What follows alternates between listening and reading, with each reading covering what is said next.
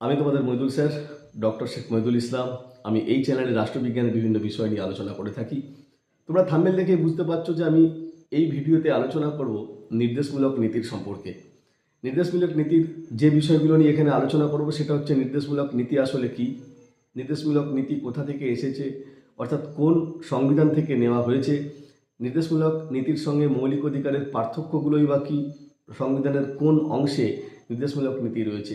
এ প্রসঙ্গে আলোচনা করার আগে প্রথমে একটু বলে নিই, আমাদের যারা রাষ্ট্রবিজ্ঞানে অনার্স নিয়ে পড়ছো, যাদের পাস কোর্সে আছে, যারা মাস্টার ডিগ্রি নিয়ে পড়ছো, তাদের ক্ষেত্রে কিন্তু এই নির্দেশমূলক নীতি এবং মৌলিক অধিকারের চ্যাপ্টারটা খুব গুরুত্বপূর্ণ একটা চ্যাপ্টার। এবং যারা কম্পিটিটিভ এক্সামের জন্য পড়াশোনা করছো, এ প্রসঙ্গে বলে নিই, বারে বারে আমি এই কথাটা বলি যে যে কোনো প্রতিযোগিতামূলক পরীক্ষায় কিন্তু রাষ্ট্রবিজ্ঞানের প্রশ্ন যথেষ্ট গুরুত্বপূর্ণ, কারণ রাষ্ট্রবিজ্ঞানের প্রশ্নগুলো যথেষ্ট